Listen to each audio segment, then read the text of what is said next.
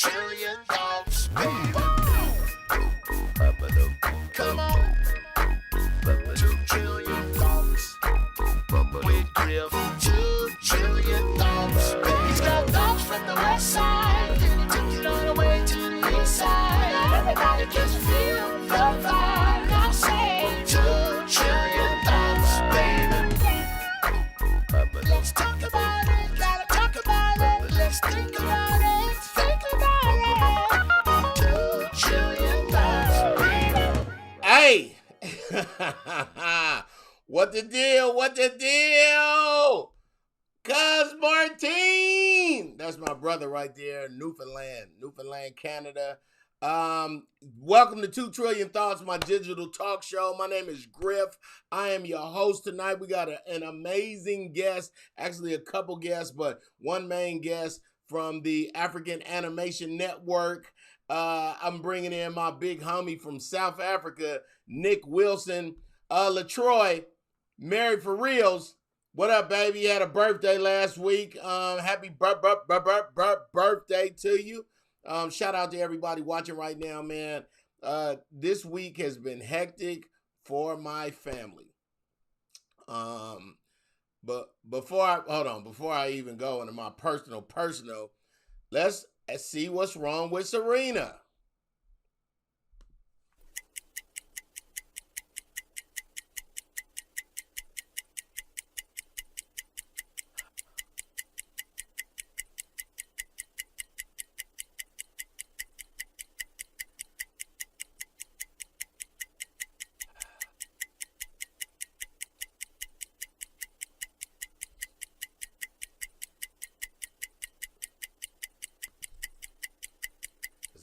That's all I'm gonna say about that. You can stop the timer, Griff. That's all I'm gonna say. Serena Williams, what's going on? That's what I said. LaTroy, I said the same thing, homie. No, Serena say it ain't so. You done got caught up. She done got caught up.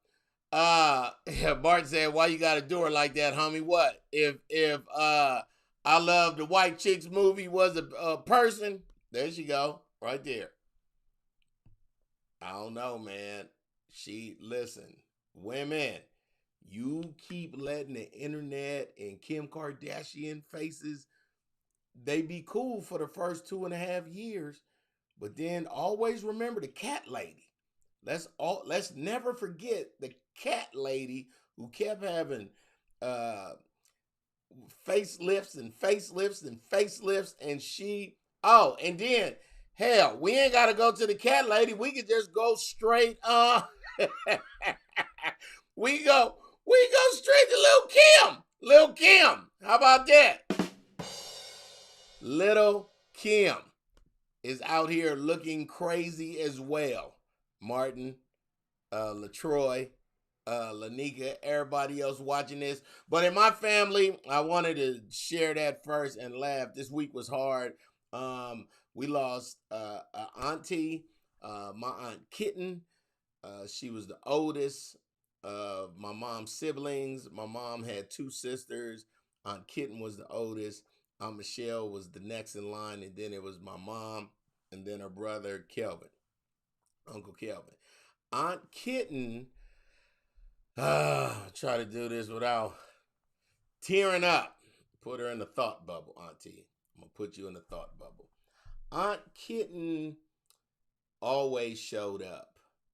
Like, you know what I'm saying? Like, she didn't have any kids, so she just had a gang of nephews and nieces and great nephews and nieces, and man, she just showed up all the time. She went to graduation. She went to, hold on, let me show you. She went to my sister's wedding. Everybody was supposed to wear white and gray. That's how Aunt Kitten came. Okay? Sun shined them up real fast. That's my sister Deke and her husband Chris and my first niece Raina. How about that? Her birthday's the day before mine. But back to Aunt Kitten. She retired from the foster care program. She worked with kids. It was only fitting that she was an amazing aunt because she knew how to work with kids. She knew what the opposite of love would do to a kid and put them in a system. And you know what I'm saying? She never really talked about that. But I asked her some things sometimes, working with the foster care program and, the state. I had like real questions like who I got to talk to set up this and that and this. And I was crying. We got the news Sunday morning. My mom called me probably about 7. I think she probably passed at 5 a.m. West Coast time. So my mom called me, and I knew it was important because she called my wife's phone, who sleep light. She know I wasn't going to answer my phone, and then told me Aunt Kitten passed. Aunt Kitten was awesome, man. She was awesome. I got nothing but great stories for Aunt Kitten. That's Aunt Kitten, my mama. But, they was the three amigos. If you ask me, I'm Michelle, Aunt Kitten, and my mama was the three amigos. Straight up. They were sisters.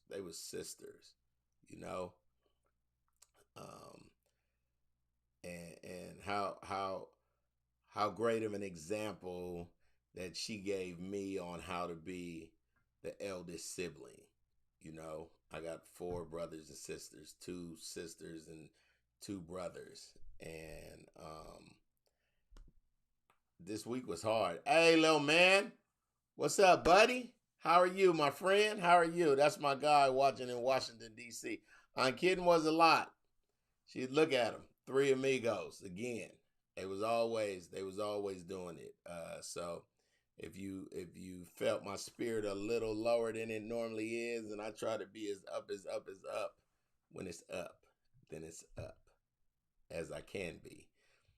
But that took a lot of wind out of us this week because our family is, it's really weird because our family doesn't have to be together to love each other real hard. That's my cousin Todd right there. They were closer to her than I was, but it's like when it was on, it was on. Aunt Kitten came to all the parties. I'm glad you good, my man. I'm glad you good. Aunt Kitten came to everything. It's just it's been a very, very tough week. And I think the reality for me, being the oldest is, man, I'm a couple things. My mom is the baby, but it just let me see today this week, how important my family is to me. I'm Michelle. You see the 3 amigos pictures? I got 3 amigos pictures. Look, the 3 amigos pictures, y'all was everywhere all the time. 3 amigos for real. Look at Michelle. Look how y'all showed up at Deke's wedding. That's my Aunt Michelle. That's my mama on the far right, and Aunt Michelle next to my mama in the glasses. The 3 amigos. That's what I get to remember them as. It's just a reality check, man. And this month's calendar, I got all these Jesus-y calendars everywhere, and the calendar for May says strength and beauty are in his sanctuary. And I just know that God got an amazing angel this week. And she get to be with her mama. How about that? She get to be with her mama. So Aunt Kitten, I love you. I'm not going to, I didn't see her all the time. So when I saw her, it was on. Like, hey, Aunt Kitten.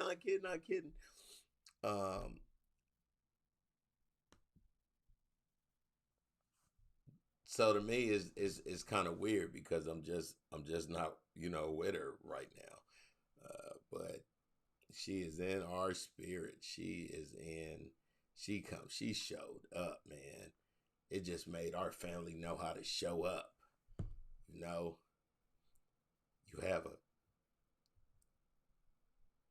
have an event and all your family members come. And that's what our family is. That's what I'd apologize, but I'm not sorry. I love her. She was awesome. Oh, that's how you want to do your digital talk show, Griff?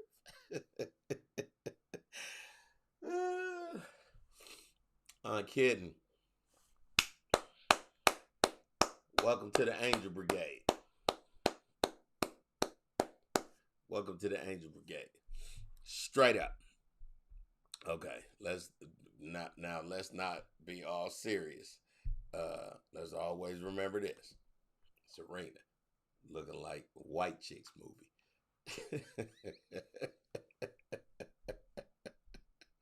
that'll stop me from being so sad.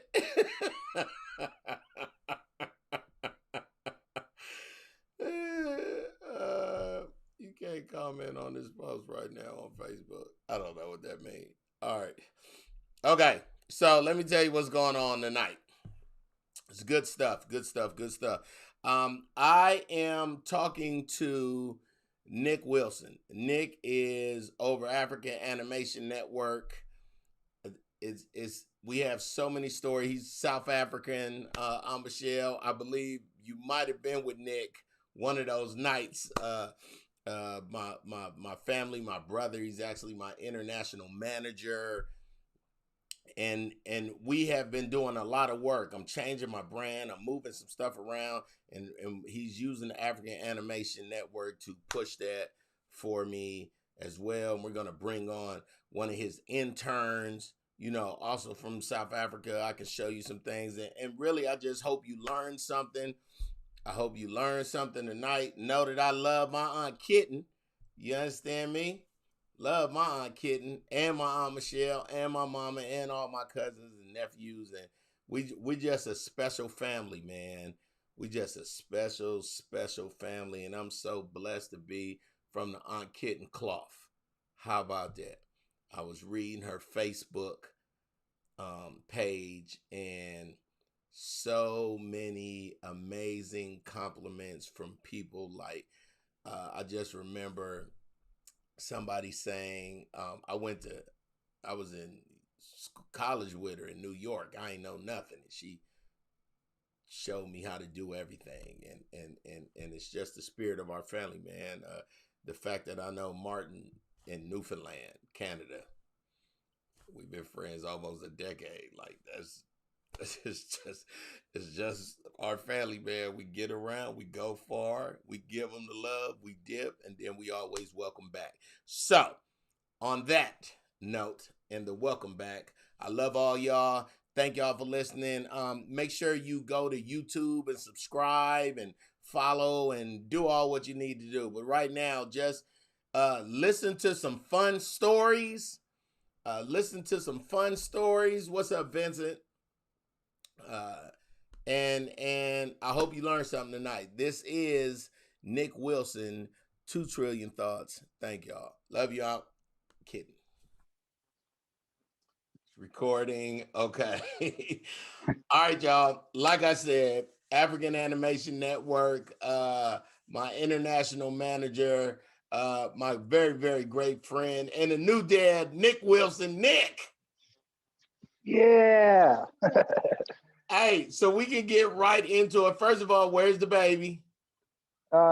He just had a bath and he's now going to sleep. So that's why I was 5 minutes, 10 minutes late. My apologies. How is the new dadness?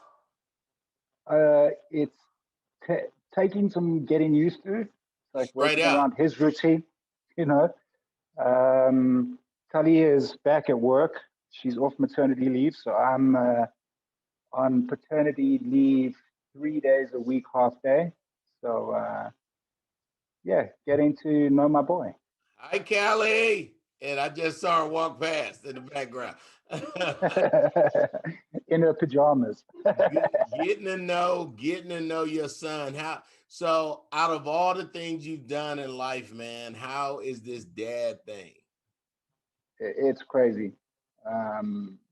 Nothing prepares you for it, Nothing, right? Even all the people with kids, and you an uncle already, right? Like nothing prepares you for it.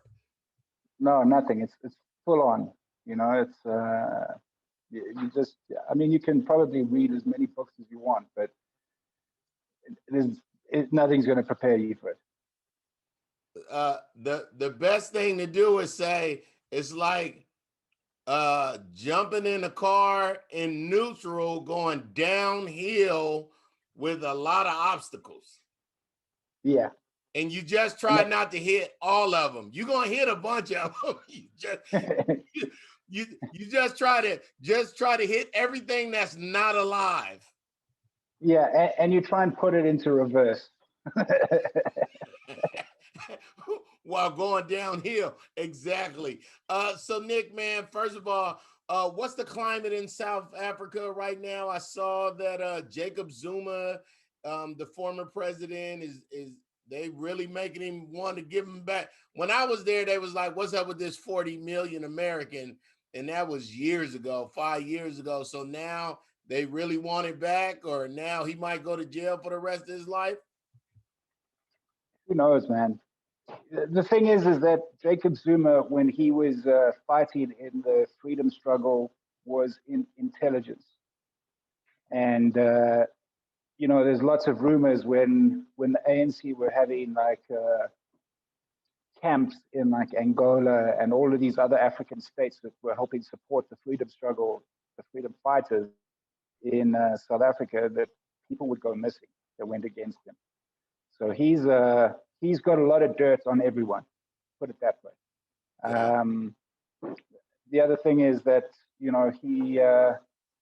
he basically sold the country to a family of foreign nationals, an Indian family, and he gave them preferential treatment. They got like all these major contracts, government contracts. The Guptas, right? Correct, and they're living in Dubai, in the same complex as the Mugabe family, to put it into context. So I don't know, man. To be quite honest, I don't listen to the news anymore. The news is all just bad crap, and it used to like really frustrate me, and to a point that I probably became less of a patriotic South African, because there was so much like positive,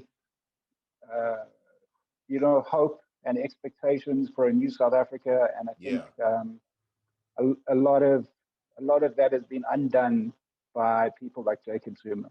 So I'd rather not listen to that crap and get on with my life and try and have a positive impact on the people around me, and be around people that have a positive impact on the people around them. Following the Jacob Zuma story just pisses me off. So let's just speak about that guy. Okay. And I'm sure it's the same for you guys in the U.S. with Trump. It's funny because the other day they said he's still kicked off of social media, or Facebook or whatever else, but they gotta let him back on it. Hey, it's so weird and important that our president isn't talking about everything that he's doing every day. Today I was working on missiles, and today North Korea president will never be like me, and so we have such a peace here in America with the politics. Now with the police and everything else, that's a whole different story. Yeah. And I also don't want to talk about it because it put me in a bad mood too. So hey, I'm with you on our governments, homie. But look though, let's talk about the African Animation Network. Tell everybody, when I first met you, you had a cartoon that you were pushing. You created a character around me. That cartoon got pushed, but when you told me your plan, I took you to the side and said, you don't want to just be an animator. You want to be Hanna-Barbera. And nobody really could understand that better than you.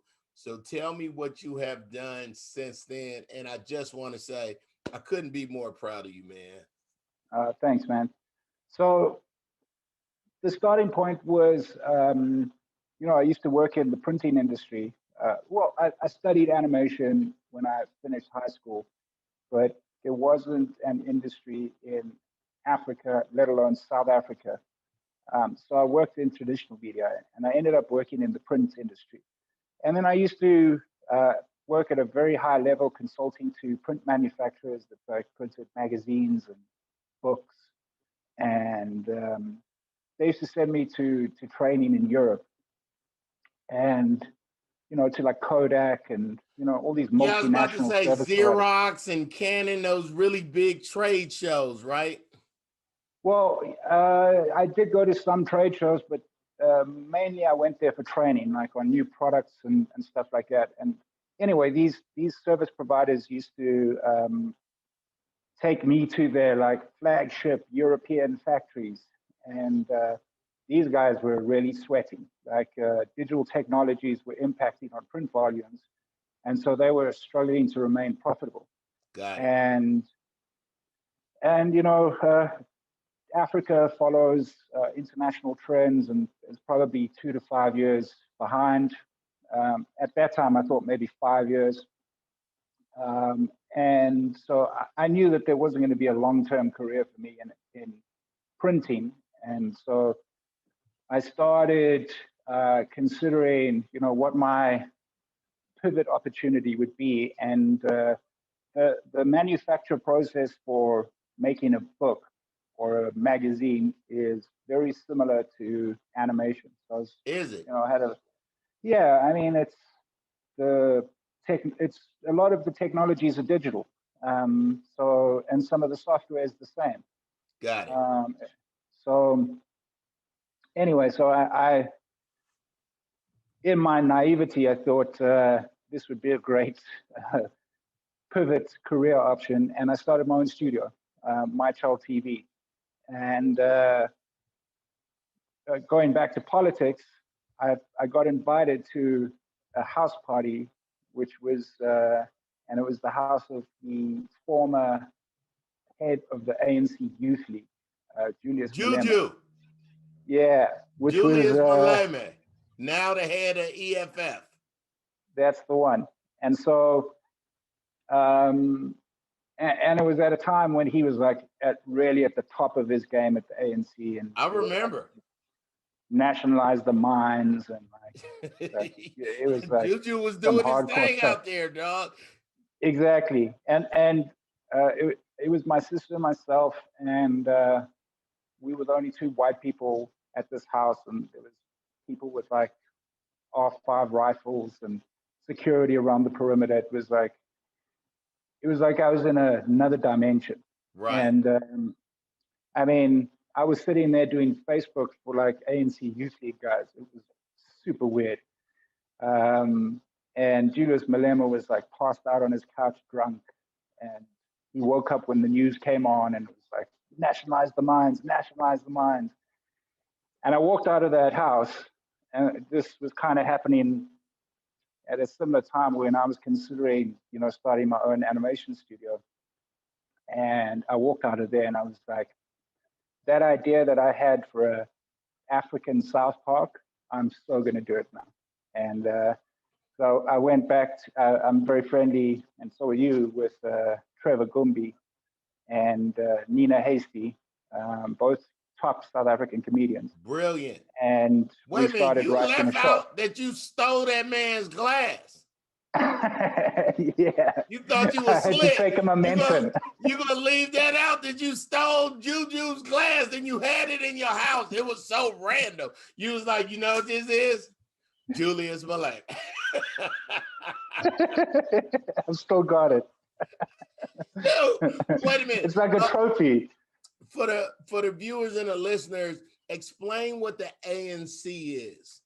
And I think the easiest way is to say, for us here, we had a Republican Party and a Democratic Party, and then the Tea Party and little smaller parties. So the ANC is one of the larger political parties in South Africa, right? But explain the importance of it, though. Well, the ANC stands for the African National Congress. Okay, so during apartheid, all opposition to all non-white parties were banned, essentially. All black political parties were banned during apartheid. Pretty much, yeah. Understood. And so the ANC probably had the biggest support. There was the South African Communist Party, which many members of the ANC are also members of. And so they were basically the political party that, you know, eventually overthrew apartheid in South Africa. Got it. So, Nelson Mandela was in the ANC. correct. Nelson Mandela, Albert Luthuli, I mean, Desmond Tutu, who's the character that we created around you for the show, might not have been a member of the ANC, but he is certainly part of that movement for change in South Africa, that uprising. Got it. So the ANC is, you know, it's done immense good for all of the people in South Africa.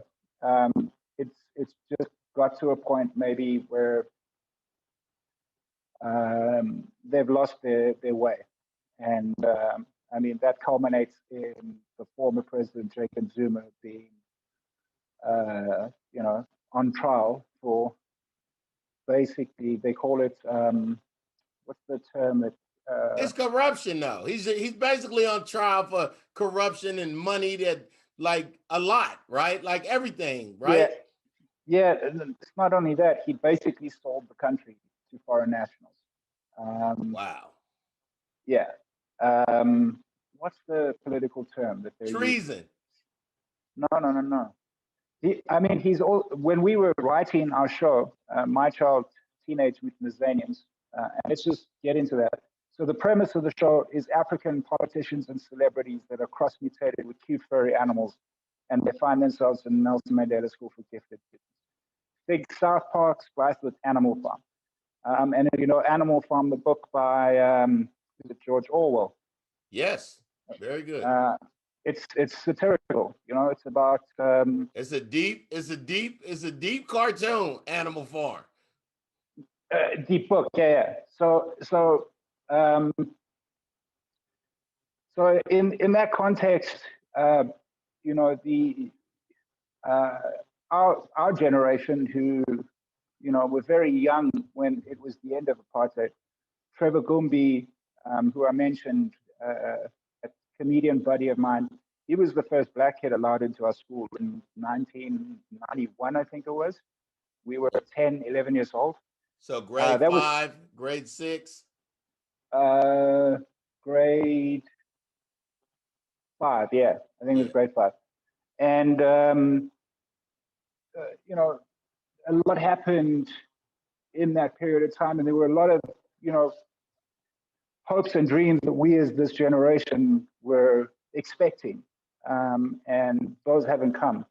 So really part of the political satire that we were wanting to kind of bring to African television and in particular South African television was that our government had lost its way.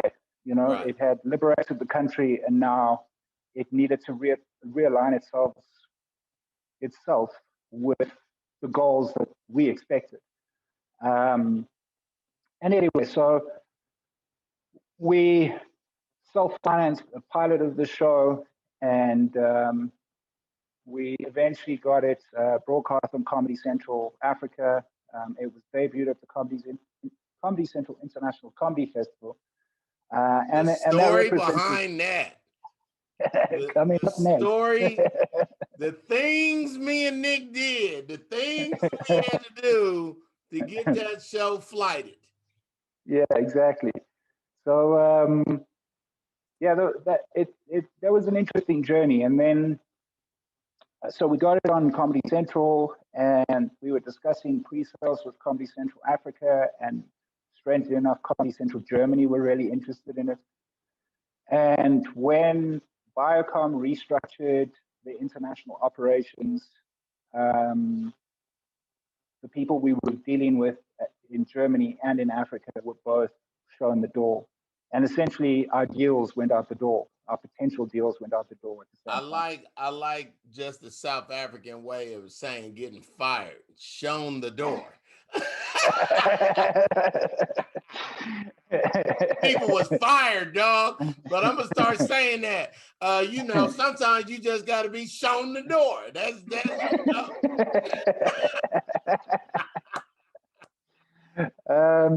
And so at that point, I looked at everything, and I mean, I bet my house on this. You know, I I put know.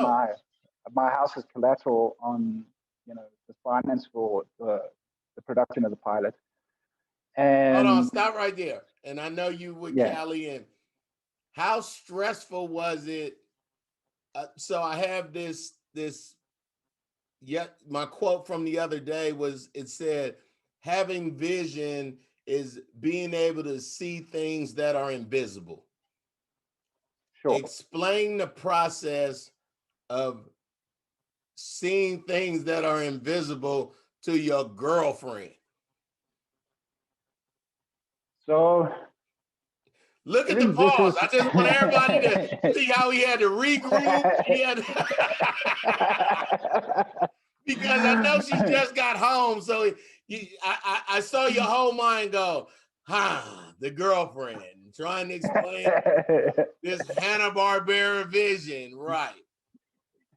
So I think the reason why she works so well for me is that she's not impressed by much of this.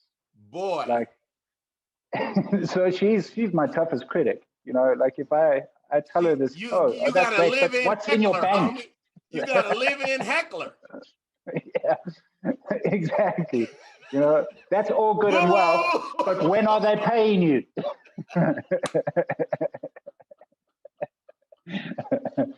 Yeah, so I mean, I think the best way that I could explain it to her was to take her to a major trade show, and let's talk about that, because we can come back to the African Animation Network in a moment.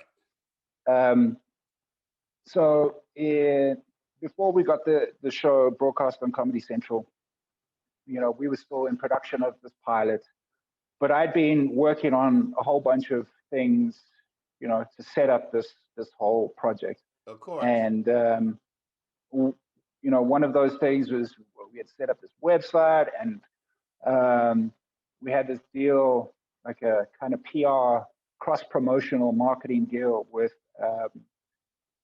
Cliff Central. So Cliff Central is kind of like what's that crazy shock jock in the US, man? Howard Stern. He's kind of like a South African Howard Stern. Gareth Cliff is right there. He's definitely a South African Howard Stern, but he also jumped on. He's a big radio dude, so that's what he's saying. But he also was the first one to go digital. He was the first one to say, you know what, I'm gonna take my show and go online. Just like Howard Stern said, I'm gonna take my show and go on Sirius XM. So pretty much the same kind of dude. Yeah. He also was a judge on Idols. Yeah, the American Idol South Africa. He's one of the big famous dude in y'all's country. Yeah, and so MIPCOM in Cannes is the biggest TV and film trade show in the world, and so Cannes, the south of France. Correct, and so we decided we were going to do the launch of our website from Cannes, and originally Trevor Gumby was supposed to come, and I got everything like sorted for him. Like South African government was going to fund him, right? Flights, accommodation, everything.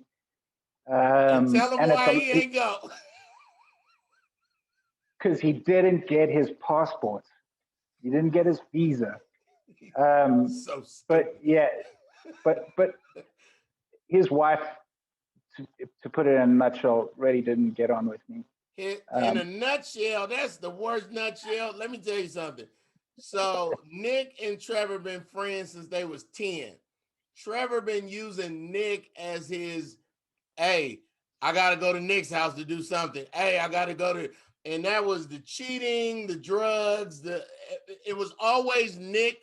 Nick's name was so associated with Trevor being bad that you would also hate Nick if Trevor said, Nick want me to come do something, which was code for, I gotta go buy cocaine. I'm gonna leave the house for a couple hours. So she hated you. And it was so funny because Nick didn't do nothing. Like maybe Nick did that stuff in the early 2000s, but now we talk about 2010, 2012. It just wasn't the same, but you had already, your name was already Mud, buddy. Yeah, exactly. In actual fact, the first time he booked himself into rehab, she phoned me and she said, if you ever come near Trevor again, I will hire a hitman to kill you. That's how much he hated me. Okay. I remember you told so, me. But look so though, now, he told me at their house.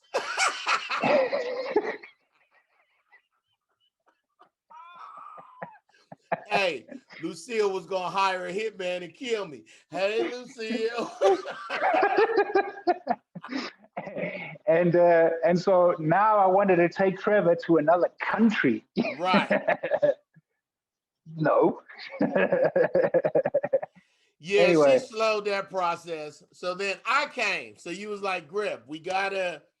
It was so much drama for you. The plan was to yeah, fly in, pitch the show to this guy, and leave, like in that order. But when you yeah. landed, tell him what happened. So, so just going back um, about Tully, like to show her what this all was about, that it wasn't like castles in the sky that I was trying to build. Right. I took her with 2K. So, and we sorted it all out like last minute, like 2-3 days before the flight left for Cannes. We sorted everything out, accommodation, and we flew via Ethiopia, which was like that airport is the craziest airport in Africa, or used to be. It's like every stereotype about Africa and what a airport might look like. It was there, except for maybe a chicken running around. Um, like they didn't have a PA system, so you couldn't hear them announcing the flights. They had a guy with a boombox and a microphone, I'm and he not would like, playing with you. and and everyone in the waiting room would like charge to the gate. Go. And what did he say? And then the person at the front would like pass the message back. Oh no, this is the flight to Germany. Da, da, da, da. Oh, and then like 90% of the people would move away. It was crazy. So we go through Ethiopia, and while we're flying, we don't know that there's this major tropical storm that hits the south of France. We fly into Paris. We get out. We get onto our train. It's like, I don't know, maybe 2.5-3 hours train ride from Paris to Cannes. Halfway, you've got to change lines and get onto another train.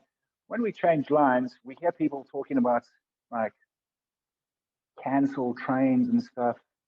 Anyway, Tully overhears these Canadian guys talking about, it's been cancelled. She's like, oh, what's that about? She loves to gossip. And Oh, that ain't real quick. yeah. Anyway, we get friendly with this Canadian crowd, and they say no. There's been a huge storm. The whole of Cannes has been flooded, and you can't get into the town. So we're like, now what? Anyway, we get all the way to Saint Raphael, which is like the town next door to Cannes. It's about 45 minutes by train. And there's like hundreds of people, thousands maybe, all just like sitting there, not knowing what to do, trying to book hotels or in that town. Anyway, we find out that there's a bus, and this bus tours the whole of the all the vineyards and the countryside. It's like an 8-hour trip from Saint Raphael to the outskirts of Cannes. Now, Cannes to Saint Raphael is like 45 minutes by train. Anyway, we get to the we go on this bus and we eventually get to the outskirts of Cannes. And we kind of had to bribe a taxi driver to drive us into the town because they'd basically like closed all the roads in and out of the town. There was huge, big boulders and man, it was chaos. We get into Cannes, and when I say it was flooded, apparently it was like in 2 meters, which is like almost 7 foot of water. 20 people died. The convention center where MIPCOM takes place is in the bay, literally on the water. That whole convention center had been flooded. Right. It was chaos. It was, we like arrived there just after the apocalypse had happened. Right. You know? Wait a minute. And then I'm coming from I taped Comedy Central Africa for the 3rd time in Nigeria with Basket Mouth. And I'm on my way to you I had to go from there to JFK and then JFK to Nice and then the train and all that. So I'm getting all these messages that's like, yo, people are dying. We've been on a bus for 30 years. It's bananas. Telly hate me. Now let's go back to your girlfriend who you have promised, watch. When we get to the south of France, you gonna see what I'm talking about. This place is so shit. Look at that Gucci shop. It's flooded. That Prada shop. They've thrown all their stuff outside. Everyone's looted all of that stuff because, you know, that water damage stuff. There's not even a bag left for me to take. I've got blisters on my feet. Screw France. Anyway, we hustled. You know, we wanted to go into the trade show, but in actual fact, because the whole place had been flooded, everyone was meeting in cafes all around, you know, in the town, at coffee shops and restaurants. And so we had quite a few really great meetings lined up. But we also, one of them was with C21 Media, which is a trade show publication. And I think their creative director is Nigerian. And I had a meeting with him and I was telling him what we were doing and how we had been working with African comedians. And they actually did a whole write-up. They did a piece on us. I remember. But they were hosting like one of the after party venues. And it was also just right on the beach. And he gave us like, here's tickets to every night. Just come and enjoy yourself. And so we went to like a Nigerian party. And like, and I had just left Nigeria, so I actually knew stuff. Exactly. And one of those parties, we bumped into the head of Comedy Central Africa. And I don't think he didn't like me necessarily. I think like I just rubbed him up the wrong way because you pestered him because you kept trying to push your show. He was sick of hearing your name. Yeah, exactly. And he wouldn't be the first one. There's a couple of people that have done that too. Like I just don't take no for an answer. Right. Anyway, but he loves you, Griff. And I said, hey, cool Griff's here with me. I was cool with it. I said, hey, Griff's here with me. Let me go find him. And I found him and I said, look, I really want to chat to you about my show. He was like, man, I don't want to do any more business. Tomorrow is Sunday. I am going to be sitting on this beach over here. I'm going to be drinking rosé. Yep. And I'm going to chill. And you're welcome to come join me for a glass of rosé. I promise you that's what he said. And that's exactly what we did. But before that, we actually had lunch with the head of Animation Magazine. Yes. Gene, who's just amazing. So Animation Magazine is like the oldest, most prestigious animation publication. Back in the day, her ex-husband was one of the top executives at Disney. Like her black book of connections in the animation industry is second to none. Yeah, And it's she's basically just so supportive. Hanna-Barbera is her top, is her go-to. Hanna-Barbera and Matt, Gary, Matt Groening, and yeah, yeah, like she's the true. yeah, she knows them all. And anyway, so we said to her, "Why don't you come join us for a glass of rosé on the beach?" Right. So we come down with an entourage, and basically we're having a general conversation with the head of Comedy Central Africa, and he said, "Well, we're going to be doing this Comedy Central International Comedy Festival in Johannesburg. It's the first of a kind. We're flying in all these American comedians. We're going to do a roast. We're like blah blah blah blah blah." And I was like, "Whoa, hang on a second.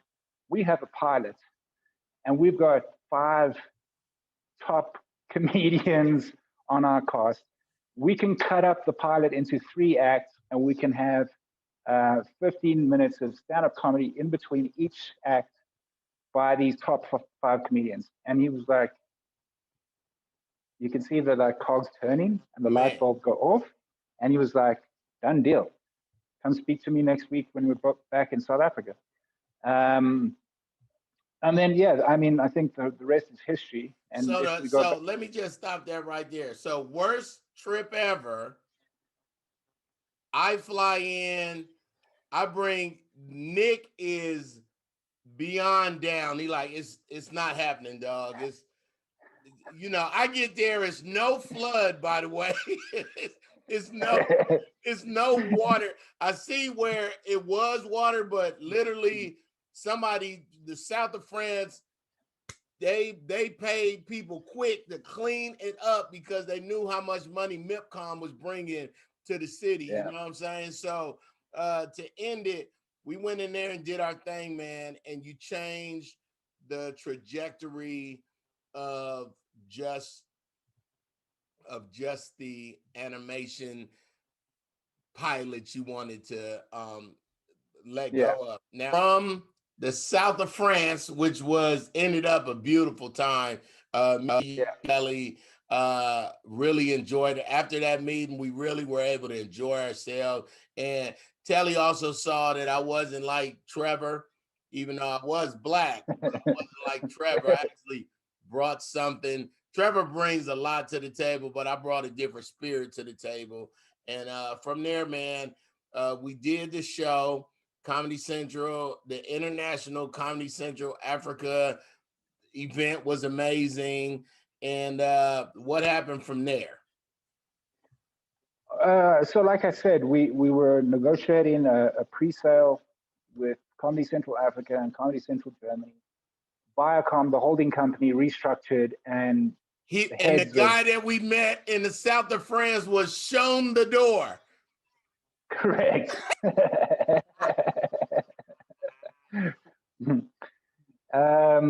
And so, when you bet your house on it, and it doesn't work out, there's no sustainability in that business model. And I wasn't the only one affected by, um, you know, uh, that potential deal not happening. Uh, I had a really young creative team that I was, kind of mentoring and working with. And they were all, recent graduates, young black guys. And when that opportunity didn't happen for me, it also didn't happen for them. So I was acutely aware that that the failure of the project had an impact not just on me. And so I really had to look at the situation and how I could do things differently to bring sustainability to the African animation industry. And so out of that came the African Animation Network. And it's a form of selfish altruism. Some would say maybe it's philanthropic, but I set up the African Animation Network as a pro-profit, talent-driven social enterprise. When people hear the word social, they go, "Ooh, communist bastards." No, not really. The way I like to look at it is commerce with a conscience. It's aligning financial goals with social impact goals.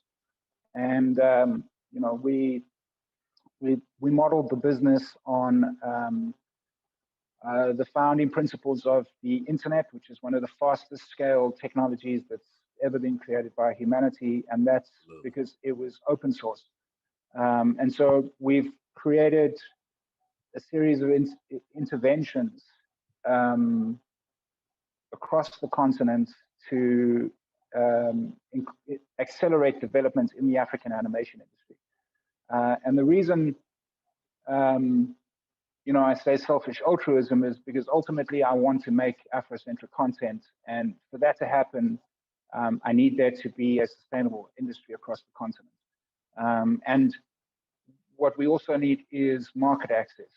So animation is expensive to produce, and it's not sustainable on a South African TV audience alone, or film audience for that matter.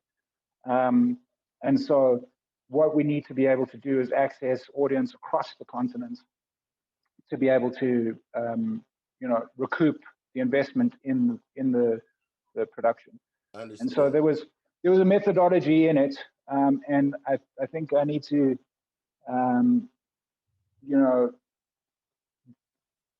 also say that there's also a sense of irony. I mean, I'm a Caucasian heading up a Pan-African media company in the animation industry.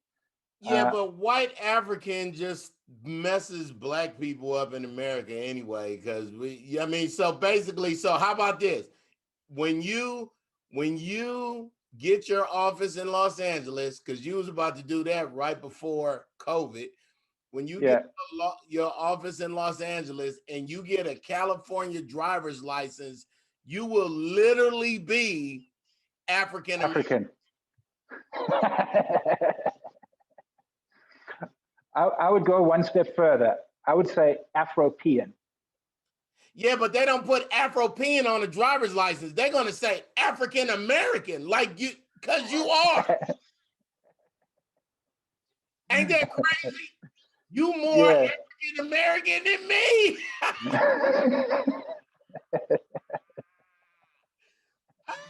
But tell me why you say Afropean. And I love that. I love how conscious you are. Like, here I am, this white dude running this everything in sub-Saharan Africa, which is about 650 million people, right? Yeah, maybe even more. But anyway, I mean, there's 1.2 billion, 1.3 billion people in the whole of Africa. Right. Yeah. Well, I think firstly, you must understand the legacy of colonialism in Africa.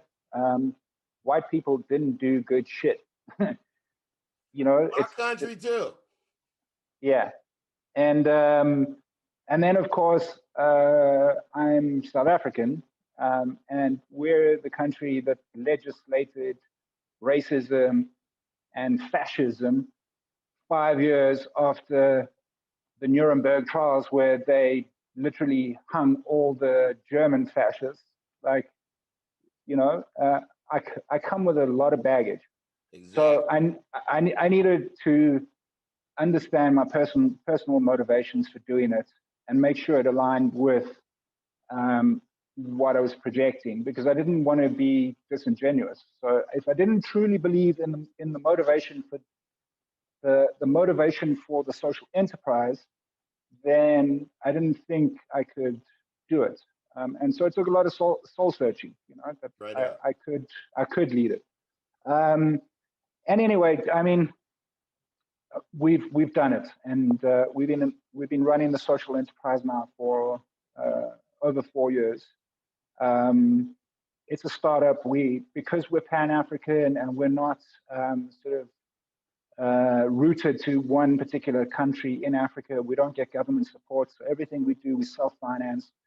If you want to check it out, you can go to our website, www.africananimation.net. Go to Open Network Platforms, and you'll see that we run like 10 or 15 interventions across the continent, from short form festivals to pitching competitions, to internships. We do a lot of on-the-ground work that we hope has a positive impact and accelerates development across the continent. That's so dope. Who are we about to introduce? Introduce me to our guests. Okay, cool. So, speaking of internships, in 2019, we launched an internship program, and we've got about 3,000 applicants.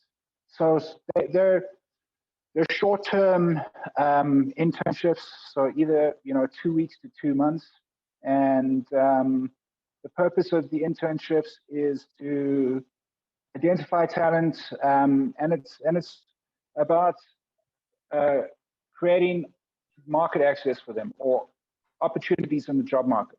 So, recent graduates often struggle to find permanent or good job opportunities straight out of studies because they don't have professional references or they don't have a portfolio with professional work in it. And so, we were trying to create that opportunity for these recent graduates. So out of 3,000, I think we maybe interned about 25. And Katlejo was one of those interns. He came in and worked on a project where he graduated very quickly from an intern to a junior animator to a lead junior animator. And it was really a case of allowing him to work at his own pace and to develop his own skills. But we recognized that he had something special about him. So Katejo, welcome to our chat. Cat, what's cracking, man? So out of 3,000 people, you the guy. Yeah, with respect to my peers, yeah.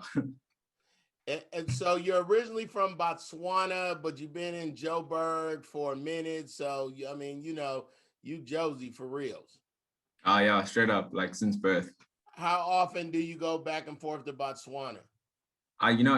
Strangely enough, I haven't been, Like most of my family are here, so we haven't really had to go back and visit anyone. Like the occasional odd funeral, that's like only for like the oldest people to go. So my mom and everyone. Because your grandma moved your mom and them to Johannesburg.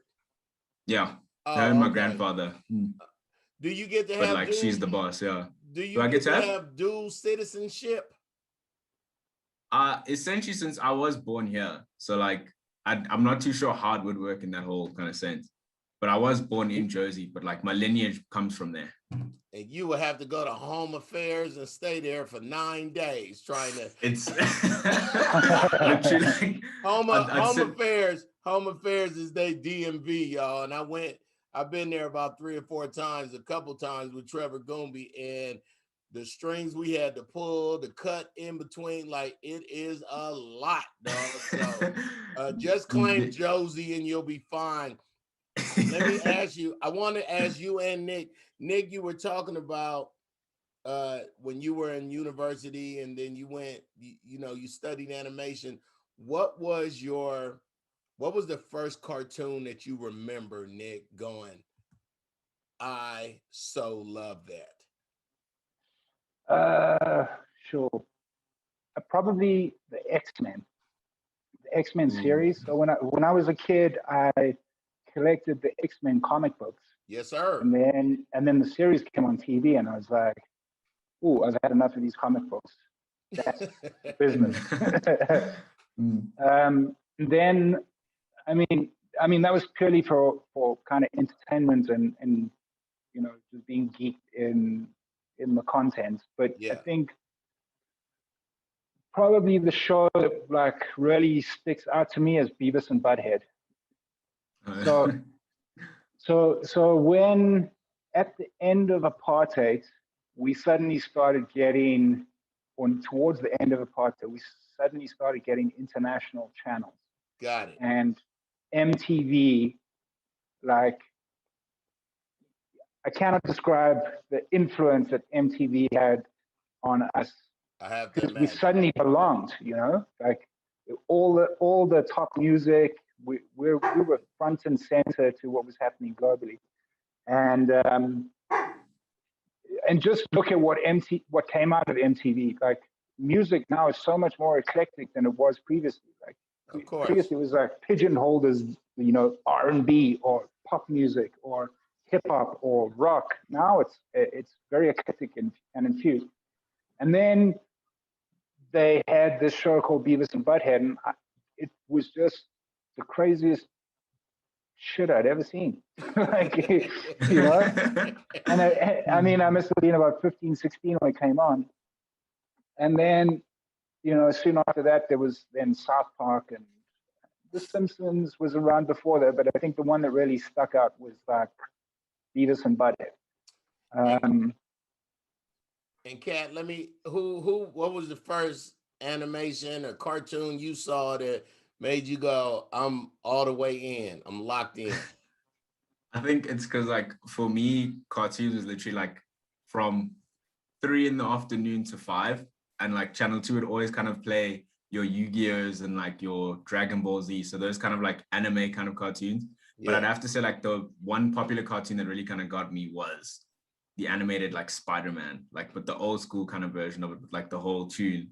I think the thing was, like, it was great to kind of see that kind of, yeah, Rabubi, yo, and my grand used to sing that song, like, legit, as the thing comment. Like, that was the only cartoon that she liked because she could just remix the intro song. Is that the one where it would go, Spider-Man, Spider-Man? Yeah. Does whatever a spider can, spins a web, Yeah. and he's not, yeah, okay, all right. Yeah, okay, so the Zulu version was Rabubi. Yeah. I can't remember the rest, but yeah. Oh, that's what he was saying Zulu. instead of Spider-Man? Yeah, Rabubi. Yeah. Oh, that's awesome. But it was like, it became like a cool kind of thing that she started using it because she knew I liked it. So she'd start using it to like put me to sleep, or to just to get me to do things when I was young. Because, like, legit, once you convince a kid that they're Spider-Man, they'll do whatever you want to do. Spider-Man is sleepy, isn't he? Spider-Man needs to rest so his webs can be full for tomorrow. Yeah. Gotta love grandparents, homie. So that's very true. Kat, you are in your senior year of college, or what y'all call university. Yeah. Final countdown, final year. Yeah, like the victory lap, basically. Do you still live at home, or do you live by yourself? I met your brother Ollie the other day. How's he doing? He's doing good, He's doing good. He's back at school now. He's off for school holiday. It's like he's literally hard at doing homework. Like, actually today I had to take him to the dentist and also to get like soccer boots and stuff.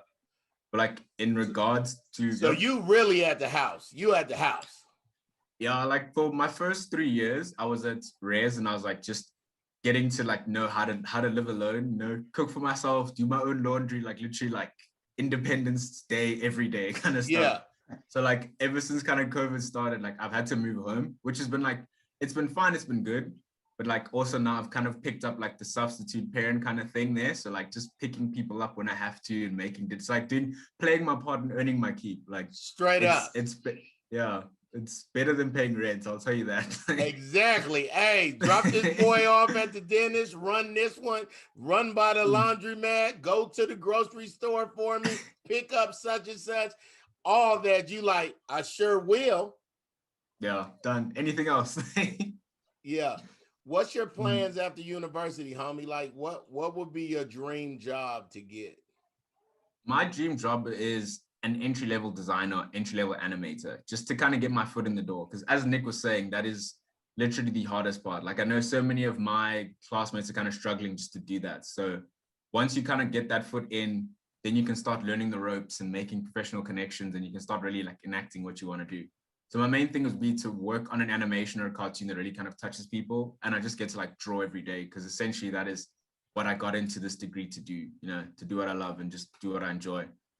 And Nick, how do you mesh that with the African Animation Network? How do you, or do you just vouch for him and say, hey, I'm over the African Animation Network, and this is the guy. Well, interns that finish their internship with us, we obviously give them a professional reference. We write a reference letter to them, so we can vouch for them, absolutely. We also try and assist them on building up their portfolio so that they have professional work in their portfolio. I mean, in the instance of Katlego, I actually approached him to come on board and continue his internship on a paid basis, Wow. to work on work for you, Griff. You know, some of the branding elements. I mean, this design layout over Oh here. yeah, what y'all see right here, all this 2 trillion thoughts. That's your boy, Cat. Yeah, exactly. And so, you know, it was an opportunity for him to earn a bit of money on the sideline in his spare time. It was an opportunity for us to provide a service to you. But it was also an opportunity for him to develop a professional reference and portfolio. I just want to tell you, Kat, the things you've been doing, the gifts or the gifs or whatever y'all call them. What do you call them? Because in America we just say GIF or GIF. Either or. Those two work here as well. That basically the animated flyers that you're making. The things is really different, and is nothing like that here in the States. So I just want to say thank you. I got a lot more stuff for you. Nick and I have been working on some things that we really think you can handle. And I'm geeked about that, dog. And just to know that I'm also helping to support a young man that's going through college in his last years, you know, about to close it out strong. That's a big deal to me too. So thank you, man. And I also want to see what my NGO or my nonprofit here in America, the Process Success Foundation, can do as far as some scholarship money for you too before the end of the year. How about that? Oh, that would be incredible. I really appreciate everything you guys have done for me as well in terms of the work and just giving me like straight opportunities, you know, because it's few and far between. You about to get big. You about to be so busy. You about to be so busy, man. We got nothing but future stuff for you. But Nick, I just want to say thank you. And this is what's crazy. I go all the way to Africa to get me a white manager. But as y'all can hear, he's so much more than a white person. You know, South Africa is one of my favorite places. When I go again this year, to be my 25th time going in the last 12 years. I've easily known Nick 11 years. But it's something about that country. It's something about, I feel like I hear God. I feel like God is closer. I feel my spirit is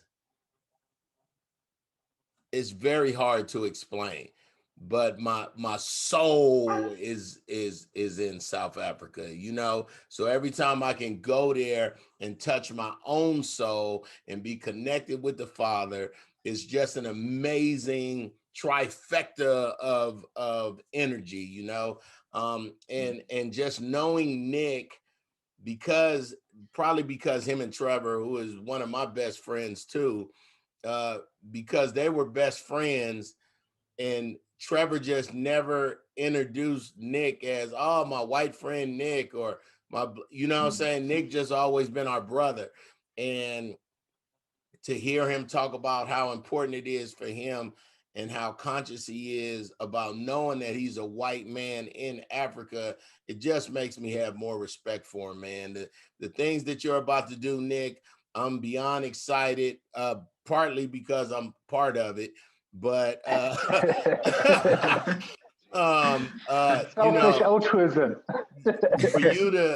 for you to create the African Animation Network and then work on your relationship with Telly and then have a kid and now be a father, you know, because really the only dad you was with the African Animation Network was your baby. So you Yeah. really put in. Of course, Telly has an amazing daughter that you've been raising as well. But as far as something from you, to be a father now and to hear you talk about it and hear you, can't talk Griff. I'm with the baby, I'm a parent, so I'm never going, come on, man, put the baby down. Let's talk about this. I'm all for spend the dad time now because they grow. Next thing you know, you're gonna be telling him to drop off the other kid at the dentist and pick up some groceries and stuff like that. Like they grow that fast. I want to thank you both for being on here. Nick, anything you want to say last? What about the people that's chatting and saying what we got to do to get our animation in Africa? Like what is the process and what do they have to do to get with you, homie? Well, they could email me. I think the first step is go to our website, www.africananimation.net. I'm putting it right here. All of the info is there. There's a contact page there, which emails directly to me. Otherwise, you can email me at Nick, which is NICK, at pop, POP, the THE culture, CULTURE.co.za.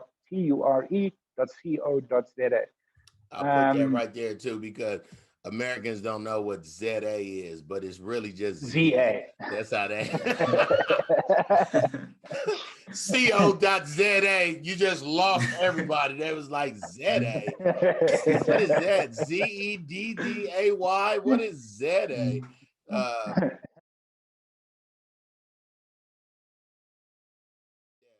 very heavy American dialect with the AEIOU, and then going overseas and hearing everyone outside of Americans say IEAOU. You know what I'm saying? So it only makes sense. How do you pronounce your last name, Kat? Swane. Swane. Yeah. Oh, okay, that was easy. I love how I always love how the N in the South African names is just It's not like you don't say net, so like American would probably say, I don't know, net so Annie or net so Ain. I love how it's like it is what it is. Like it is what it is. And Kat, what about, well, if you want to work with Kat and the great things that he's doing, we're going to just go through Nick. We don't want to be bothering Kat with a whole bunch of randoms. And the way to go through Nick and Kat is to go through me. So if you want to know how you can get some graphics and flyers and book and CD covers and all, holla at your boy. I'm not putting my email up there because y'all gonna blow it up, but you know how to get a hold of me. Nick, thank you for being on the show today, my guy. Pleasure. Thank you so much for having me. Kat, I appreciate you, homie. Likewise. Thanks so much for having me as well. Tell your brother Ali I said what's happening. Will do. I'll tell him to work on a picture just for you. I'm gonna be waiting for it. Tell him to put that sherbet in it. Yeah. Nick, let me see the baby. Where the baby at? Oh, 1 second.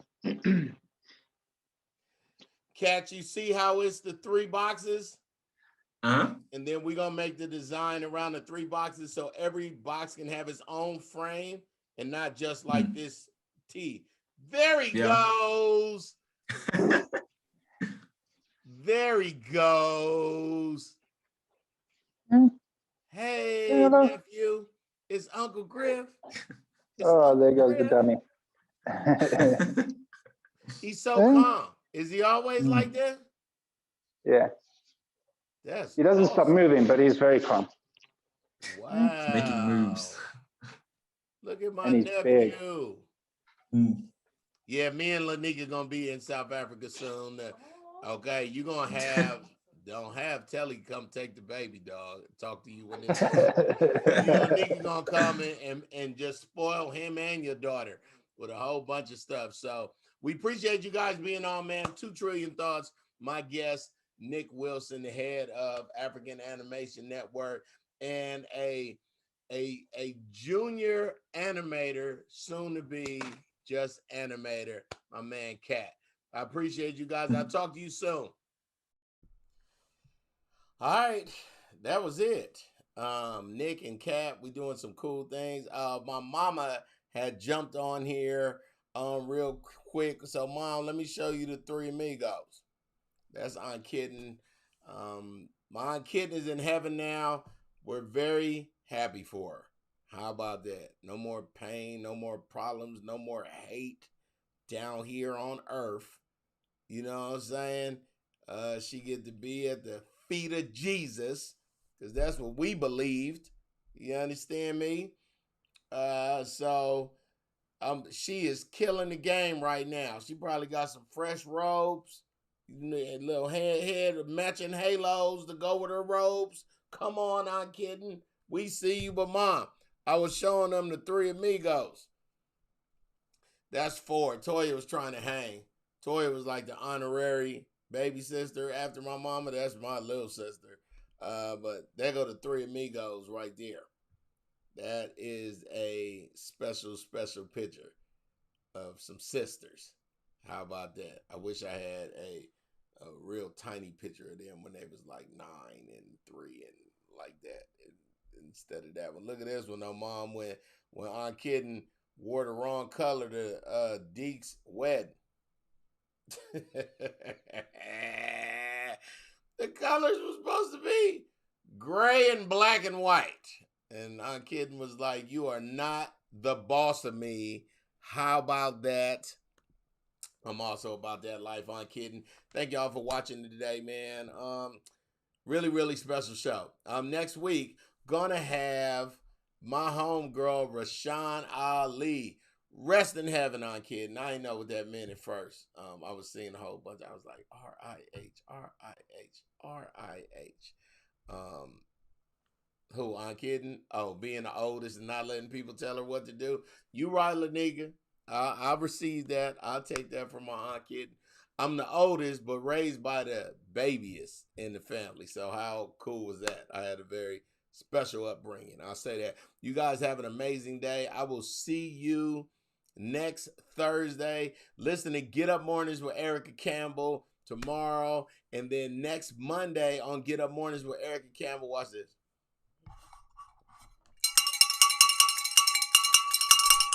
It's our 5-year anniversary on Monday. Get Up Mornings with Erica Campbell, syndicated morning show, 5-year anniversary. That is crazy. You can go to Get Up Erica on everything, or you can check your local listings. You know how much I love to say check your local listings. I'm out. Have an amazing Thursday. I'm about to get on my hammock. If you go to my Facebook or my IG, we just got a hammock. I'm going to put this video up. Laniga says she just fell. I ain't got her falling, but she do got some grass on her butt that you can kind of see where she fell, but I had fell way more times than that. Y'all have an amazing day. I'll talk to you soon. Stay blessed. 2 trillion thoughts, come on. 2 trillion thoughts. I just got this. With GRIFF. 2 trillion thoughts. He's got thoughts from the west side. Then he took it all the way to the east side. Everybody just feel the vibe.